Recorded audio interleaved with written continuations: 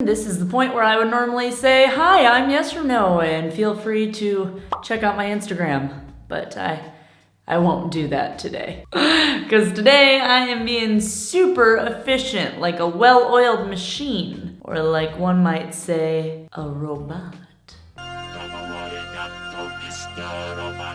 Don't ever let me go, Mr. Roboto. Don't think those are the lyrics though. Yes, Renault. Oh. Yeah, but today actually that song is way more relevant because we will be saying a big old konnichiwa to a story time I had in Japan. But first, because I am a jet-setting millennial, we will be starting with a story time in France. No big deal, I'm just a pretty big deal. Okay, so you can buy airline tickets. Woohoo.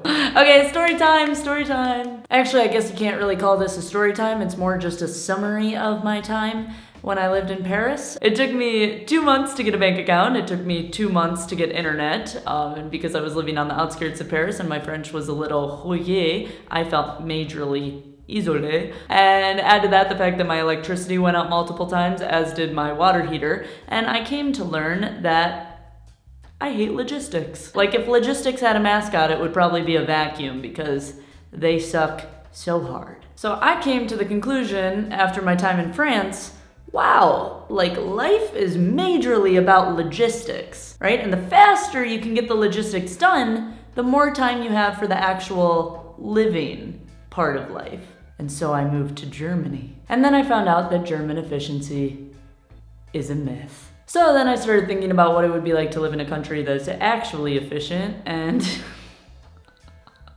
subtle shade. And my thoughts went, konnichiwa, Japan. Because you guys, have you ever ridden the metro in Japan? I mean, it is like floating on air. I mean, you guys, it's like riding a bicycle. You can be like, look, ma, no hands. Because that's how smooth their metro is. You don't need to worry about holding on. And I think they literally measure their success for the metro in terms of how many seconds it's off, fast or slow, per year. That sets the stage for my next story time. Imagine me, a younger version of me, riding the bus in Japan. Younger me was not so proficient at reading Japanese bus stop names, and younger me missed my stop by 2 seconds. Younger me figured this out, ran to the front of the bus, and started screaming, oh my God, Mr. Busman, I don't know my stop, I gotta get out. Mr. Busman did not care. Mr. Busman had a schedule that he needed to adhere to,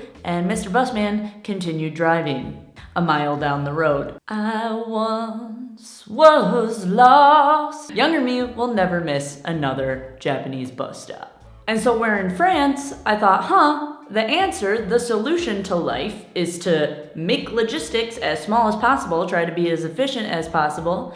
In Japan, I had a completely different feeling. I was like, man, this guy is so efficient, he's almost not a guy anymore. He's almost robotic. Because the way he interacted with me, like he had a structure that was so rigid that didn't allow him to do what his more human, compassionate side would have allowed him to do. Namely, open up the door for a confused foreigner. I mean, look at this face. It screams confusion. But you know, I was thinking, I have time. That's what I do. And I thought, man, isn't it interesting though? You know, as we work toward maximum efficiency, our humans start to seem more robotic. And eventually, not too far in the near future, we will probably be replacing jobs done by humans with robots to make them even more efficient. Because to be honest, what we do is peanuts compared to what artificial intelligence can do. We'll be sitting up in the peanut gallery, I'll tell you that, while robots are taking all our jobs. They took our jobs! They took our jobs! Name that show. They took our jobs! Speaking of taking our jobs, I would highly recommend the TED Talk, Our Droids Taking Our Jobs by Andrew McAfee, where he basically talks about with the Industrial Revolution, that was like a huge advancement for human society because we learned how to get machines to multiply what we could do with our own muscle strength, right? But now what we're doing with machines and computers is we're learning how to take our own brain power and multiply that. Which right now what we're seeing is we're teaching robots how to take over manual labor jobs, but it's also fascinating in what implications that might have even later down the road for more creative professions. YouTube. No, but just keeping it in the here and now, already we have autonomous vehicles, and there's probably a huge opportunity to create like driverless trucks, driverless taxis, driverless Ubers, or we have Amazon sorting facilities that can use robots just to move packages from one place to another. But essentially, the point that this guy came to in the TED Talk is that we are about to move to an economy that is highly productive because it's getting more and more efficient, but an economy that will also be way less human labor intensive because we'll be having more robots to do the jobs humans would normally do, right? So what will we do in this world where suddenly we're way more productive, but we're way more useless? They took your jobs.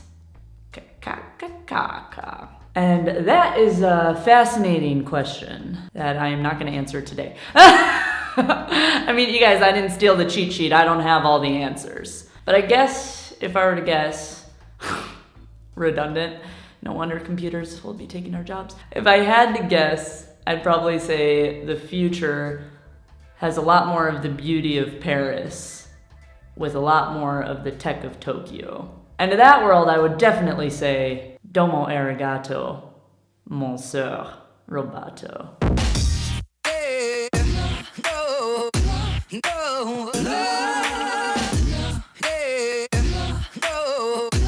No.